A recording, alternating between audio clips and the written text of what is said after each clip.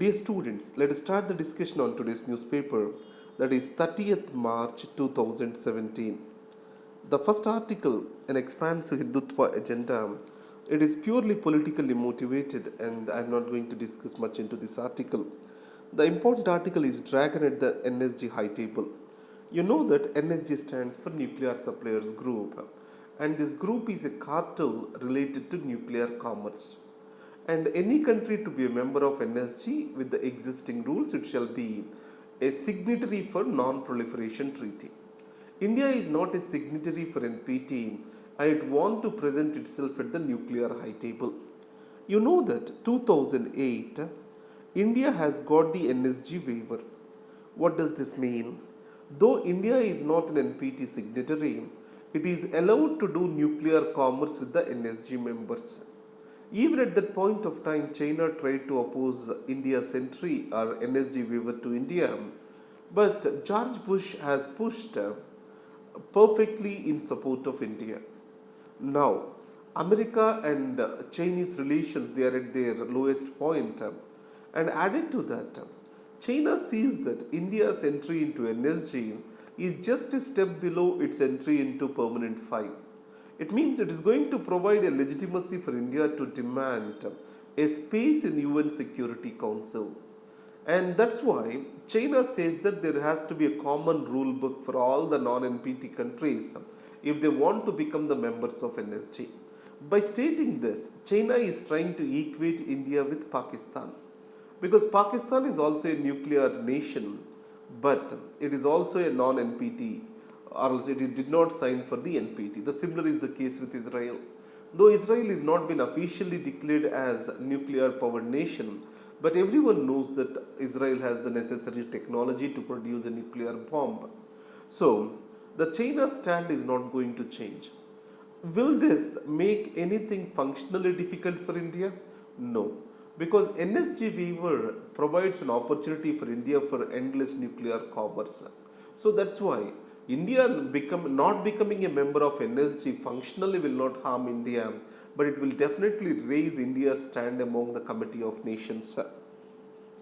And coming to the modern way, so it is about new mental health care bill which has been passed by the Parliament. So in this case, mental health is the most stigmatized thing in India. So why is it been so stigmatized? Because in Indian society, any disease is seen as weakness, and mental health or psychiatric disease is been seen as, it's been simple word used is to call them as mental. So, how this particular problem is going to be addressed? So let me put it this way: any psychiatric patient he has a right to medical treatment in the case of new bill, and as of now, seclusion, electroconvulsive therapy, these are being used to treat these patients. Now, community care, behavioral therapy, psychoanalysis, these are the treatments that are widely available. But these are not being much practiced in India. This particular bill also talks about this. So, India is going to shift more towards community and behavioral care to our psychiatric patients. The insurance also need to cover now the psychiatric illness too. Again, the suicide is considered as a punishable offense.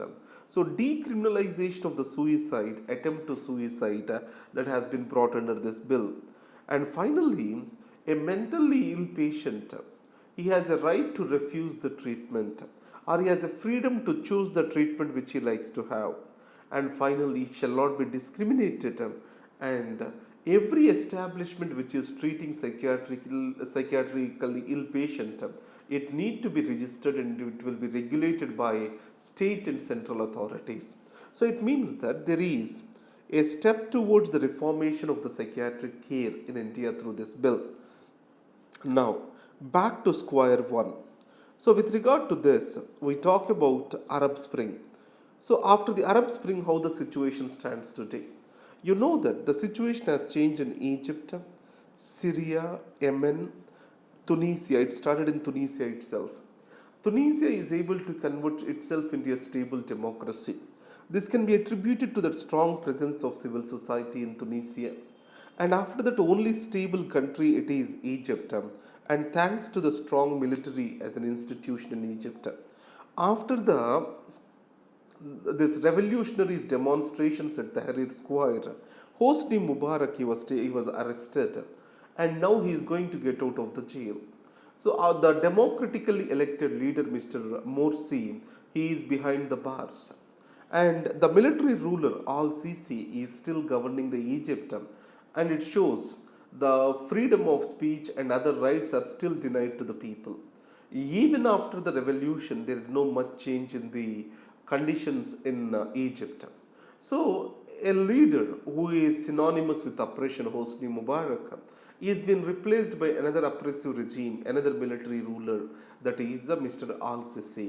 But however, there is a stability. If you go to Yemen, if you go to Syria, there is no such a stability too. And in Libya and Syria, there is a strong presence of ISIS too. So finally, what my point is, democracy cannot be implanted from above. It has to come from the people. So, any democracy to be established, the civil society and rights of the people, they matter a lot. Now let's get into the next. So on the OpenEd page, this is the most important article, clamping down on creativity. It talks about censorship, film censorship. So you know that our preamble talks about liberty of thought and expression. And Article 19(1)(a) of the Constitution provides for freedom of speech and expression. But however, this is not an absolute right. There are certain reasonable restrictions which are being imposed under Article 19(2) of the Constitution. What are these reasonable restrictions? Security of state, sovereignty and integrity of India, relations to maintain friendly relations with a foreign country, public order, morality and decency, contempt of court, defamation. So these are the 7 things which are reasonable restrictions. So beyond these 7 reasonable restrictions imposed by the state, imposed by the constitution, the state is also interpreting new restrictions such as cultural, religious sentiments. Now, a fringe group can state that their sentiments got hurt and they can ask the state government not to get a particular movie released. So, is this allowed in our constitution? Now, here we have to take 3 inferences. Here, a minority group is able to take it to sway the rights of the majority. And second, the state failing to stop these is ultimately working in favor of them. And state is also becoming an active agent to control the rights of the citizens over here. So, in the age of information technology, any of the ban imposed by the state is not going to work properly. And the state shall not do what cannot be done. So it delegitimizes the state, or it loses, or it makes the people to lose respect for the rule of law. If you see the India's Daughter, a documentary made by BBC after Delhi rape, though government has banned that, it has been available widely on the internet from the other countries' servers. So in this context, government has to do only what the things it can effectively implement. If not, the people, if they are violating to it, then the rule of law cannot prevail in the country. So, India is a assimilation of cultures rather than extermination of new ideas and thoughts. So, we have to assimilate any new idea that has been brought in the form of a movie, art or expression. That's what is this article talks about. So, give them a break. So, workers shall not be overexploited even by providing him some monetary benefits. So this is what is the context in which Ola and Uber are being criticized in this particular article, and we don't need to go much into this. So for-profit presidency, here you need to understand the term conflict of interest. So Mr. Trump, a real estate tycoon after becoming the US president, he is more and more using his real estate properties to host the head of the states. So in this context, more he is in his private estate rather than in White House. So there is a conflict of interest between private and public life of Mr. Trump. That's what this article talks about. Supreme Court bans the sale of BS3 vehicles from April 1. Now, there is a good prelims question possible with the differences between BS3 and BS4 norms. So, try to look into these differences from technical perspective. So, the Supreme Court has clearly stated that health of the people is more important than the concerns of the commercial benefits of the companies.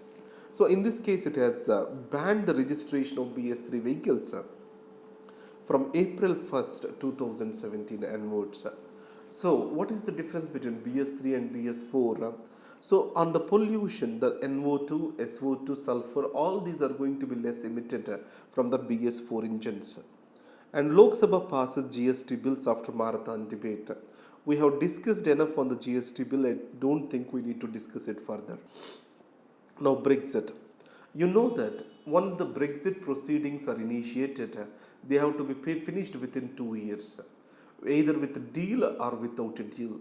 Prime Minister Theresa May already has clearly stated that. So instead of having a bad deal, she will better go for a no deal. So in this context, what Theresa May now says is, yes, she is looking for a smooth exit.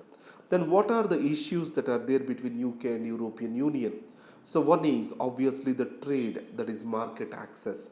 What UK is looking at is whatever the arrangement European Union has with Scandinavian countries, the similar kind of arrangement also need to be extended to UK. And second is citizens. There are many EU citizens living in UK and UK citizens living in European Union. So what has to be, what status shall be given to them? And finally, the financial markets, how they have to be kept functional in London especially. London is the financial capital of Europe, how it has to be kept vibrant. That's what is the concern of UK. And in this context, Scotland is asking for a fresh referendum. So that can be a new headache for Ms. Theresa May. So the opposition has clearly sent a message to the government that at every level, all the people and all the leaders need to be consulted before government goes through the Brexit. So that's what even Mr. Corbyn, the Labour Party chief, talks about. So if you can remember, the French president, De Gaulle, he clearly stated that UK will not stay in European Union for long.